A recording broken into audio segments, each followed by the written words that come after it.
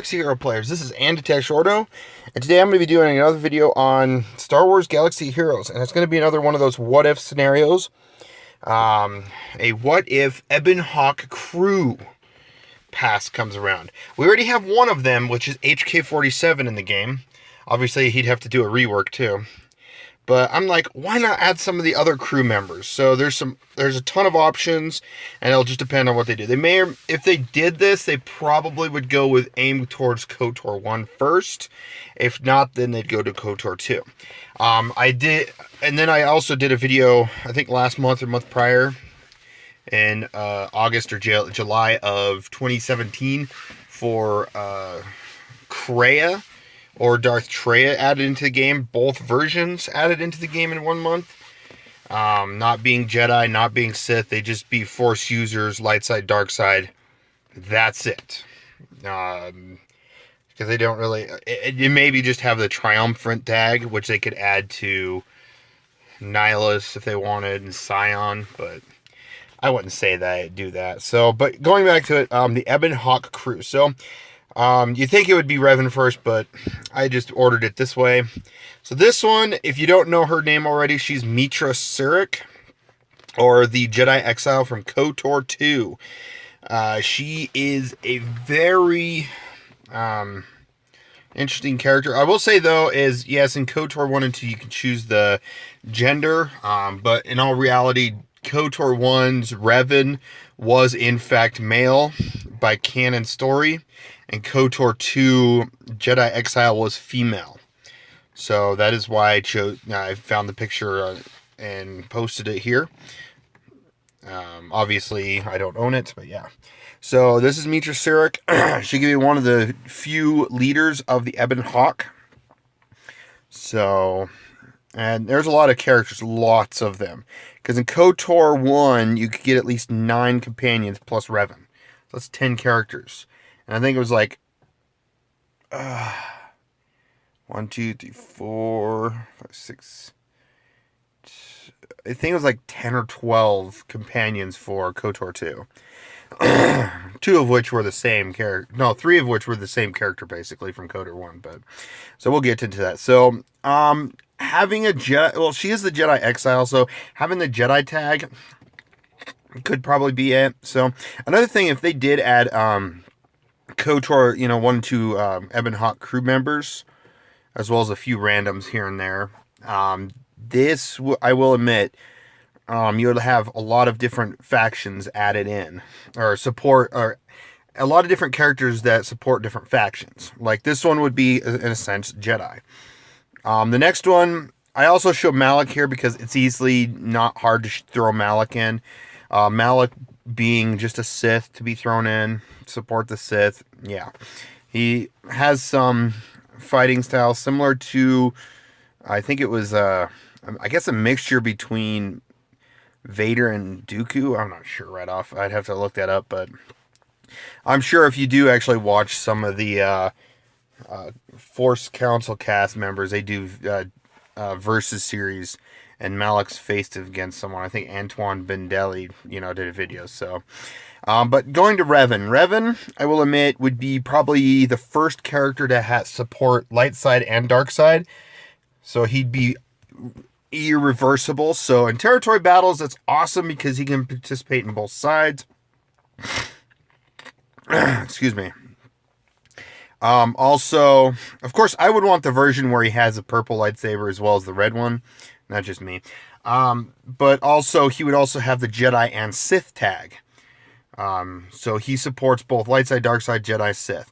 So Sith support him, so he'd be fitting great under a Nihilus-led team, a Maul-led team, or he'd even go under a Qui-Gon Jinn or General Kenobi-led team. So, that's great. But he would probably just have a leadership towards, maybe just his crew, just to support that crew. Viasis Mar, it's kind of a debate because she was once kind of Sith, and then she does turn Jedi later on if you actually follow the actual canon story.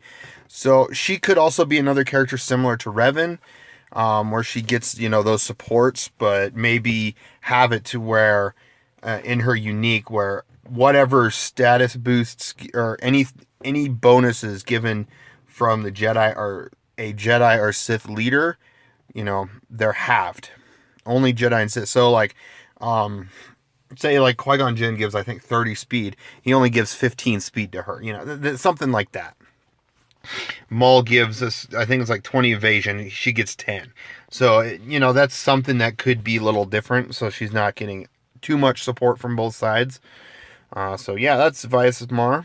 Makai, or he's the Jedi historian you find in KOTOR 2, in the ruined Jedi temple on Dantooine. I think it's McCall, or I don't know how to pronounce his name, but he is he's just I guess some warrior, but he does become a Jedi, so he can be a Jedi, but a Jedi that uses a blaster. I think it'd be kind of cool to see a Jedi using a blaster. It can be weird, but hey, he uses a blaster at first, then you can train him to be a Jedi, then he becomes a Jedi. McCall, Jedi historian or something. Juhani, just another simple Jedi added in, that supports, there's nothing to it, she's just a KOTOR. I think that's right, the cat species is a KOTOR. But yeah, right there, just another simple character added in. Jolie Bendo, he would just be a light side user. That's it. And part of the Ebon Hawk Crew. I don't see him being a Jedi because he did kind of give it up. But he does I think if I remember, he goes back to being a Jedi for a while after. But I still see him more of a non-Jedi, similar to Ahsoka Tano in a way. Of course, I will admit, it was always fun playing KOTOR 1 and you give him a purple lightsaber. You're like, haha, the Mace Windu of KOTOR. But he's not. Brianna, or the Handmaiden, or Brianna the Handmaiden, she does become a Jedi, but she also is an Achani. I don't think they'd ever bring Achani into the game. That's a faction way, way far out there before they even get to that. And even then, they don't really have any named faction leaders for that. So that's like a 0.00000 millions of zeros and a 1 percent chance before they even get that. But yeah, Brianna easily added in. I could also see her either using blasters, or another option is for her to use the collapsible or like the staff that she uses in the game when she first gets it. That little staff thing that collapses, makes it look like a lightsaber but not, in a sense. I don't know, it's just one of those. That could be her weapon of choice, where she is like melee oriented. So pretty powerful there. Obviously I'm not giving 100% suggestions on that. So the next two characters, Mandalore and Candace Ordo, both of them are Mandalorians. We could add those in. This one is Mandalore himself, so he would definitely have a good leadership for a Mandalorian faction whenever they decide to add Mandalorians in. Simple as that. And then Candace Ordo, he would probably have a light support towards Mandalorians. He still have the Mandalorian tag, but he'd also be more of a bounty hunter. And if you do pay attention to the game, he does kind of lead a crew into the underworld of Terrace in KOTOR 1, and he's kind of a leader to that, so he could be a leading bounty hunter for sure. Bastila Shan, she would be another leader for the Ebon Hawk Crew faction. So, and then she'd just be a Jedi, obviously. Nothing too much to talk about her. She'd be one of the few Jedi that have double-bladed lightsaber, which is nice. Goato, another droid. So, he, along with HK and T3, they'd be through the 3 droids that you'd get from KOTOR 1. I know HK would have a leadership towards droids, and I think that would be it. But Goato could also have a leadership towards droids as well. He has some like torture abilities, so he'd probably have some stun effects towards non-droids. Whenever he targets a non-droid with one of his abilities, you know, a non-droid ally or a non-droid enemy is stunned or something. So it kind of is really a way off there, because like you get Jawas, they stun a lot of droids, so this one would be like a stun, stagger, whatever it would be. Damage over time. Maybe the damage over time can't be removed. Something unique to him. But yeah, just a dark side droid. And like I said, also you get dark and light side characters from this faction. So yeah. Beodur, a Iridonian. He was a warrior during the Mandalorian Wars. He also has a little assistant droid that follows him around the remote. He's just a drone. And I know easily he can have an ability to use his fist to do a good amount of damage. He could also have, what's it called? Like a blaster effect where he does a blaster shot and then the droid does a secondary shot, and that shot does so much % less or something, so he kind of gets a bonus effect because he's with the droid. Honestly, if they do this for any time in the future where they add like Sixth Sister from the Inquisitor from Rebels, or the new TIE Fighter pilot Iden Versio or whatever from Battlefront 2, they have little droids that sit on their shoulders. Honestly, if they actually do anything with that, they may have the droid be with the character, which kind of makes sense. Which is another reason why, if you watch one of my videos on bounty hunters, I would think it'd be cool to see Embo with his dog next to him. That's just that. So, yeah, he would definitely have a good... Like, Beodur could easily be a droid support character. He'd be good against droids and be able to, like, heal droids. So, right there you go. And one cool effect he could have is he could call all droids to assist, and his drone assists during that, not him. You know, that'd be kind of a cool effect there, or ability. But yeah, he's easily a droid support character. Anton Rand, he's just a smuggler. Not much to it. Light side smuggler. He does become a Jedi. If they do go deep into KOTOR 1 and 2, especially KOTOR 2, then they may actually add versions of... Of course, I don't know if they'd actually do this, but they'd probably add versions of the ones that become Jedi, that they could either be a Jedi or a Sith. Something of that nature. But Anton Rand, I can just see him just use his blasters... or a blaster, and he's a smuggler, or a scoundrel, so nonetheless. This is the same with Carth Onasi, but I know if they ever add an Old Republic tag, he could also add that tag, because he also is a soldier of the Republic, so... And I can see Carth using 2 blasters, Anton Rand using 1, and also, in the KOTOR game, he has an ability where if he dies, he can... I think some do where he can come back at a low amount of health. So he would be a self-reviver easily and have some like smuggler's luck or something. Similar to like something like Han Solo would have. Of course, these two are kind of the Han Solo of KOTOR 1 and 2. Except I think Anton Rand's closer to it than Carth Onasi. Because Carth is more of a soldier than anything. Mira. I don't think she has really a last name, but Mira. She's a bounty hunter. So she'd be a scoundrel bounty hunter add-in to the game, a light side. I did not put the Wookie her rival, the Wookie Hanhart, on this list, but you know, you could technically add it because he was essentially, if you chose the dark side at least, he was essentially a companion that you would get as a dark side option versus her as a light side option. And me personally, I like dark side, but I try to aim light side for her, and then after that go dark. Just so that I could use her, because I liked her ability. Especially the fact that she lays mines and she can walk through them. She has an ability to walk through them. So I'm sure like she'll get some sort of like mine effect where if she can lay a mine in front of a character, and if that character ends up being one of the melee characters, they move. They get damaged as they move or something.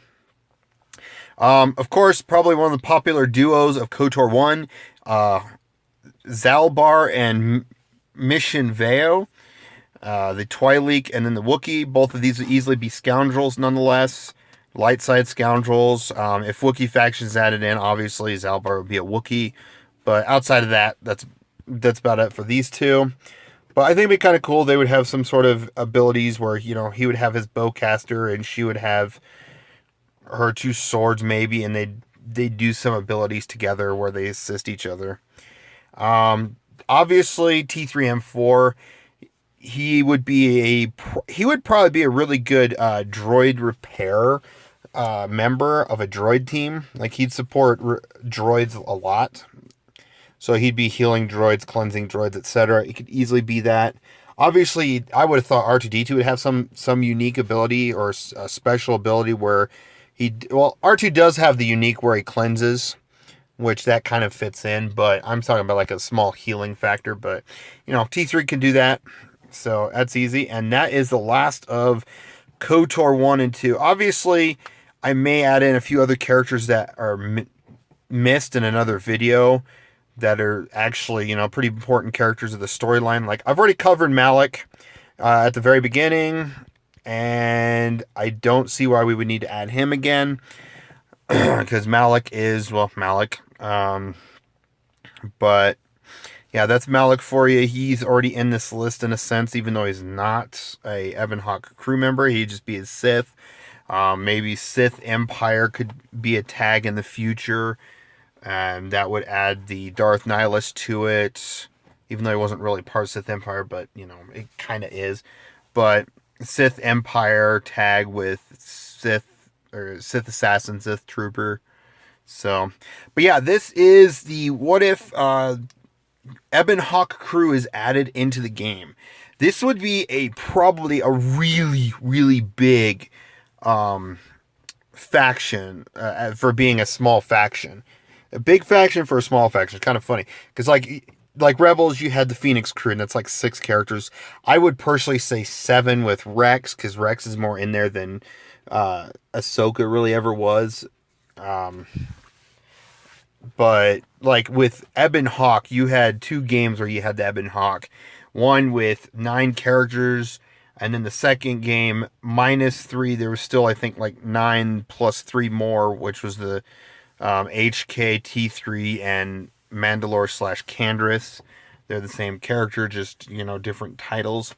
But still, this would be, I personally say this would be a great addition to Star Wars Galaxy of Heroes. Yes, it adds a lot. It would be a big month, unless they decide KOTOR 1 was 1 month and KOTOR 2 was the second month. Then they could kind of break it down. It'd be great to see this as a February or March, or like a March, April of next month, or next year. Or April, May, where we get quite a few different characters. They're supported under a Ebon Hawk Crew tag or something, because they never really had a specific name that I know of right off. So just, Ebon Hawk or Ebon Hawk Crew. So yeah, let me know what you guys think. Do you like the idea of having the main characters from KOTOR 1 and 2 being added into Star Wars Galaxy Heroes, like HK already is? Let me know by commenting below. Please like and share the video as well. I appreciate it if you did. And again, thanks for watching. Have a wonderful day or night.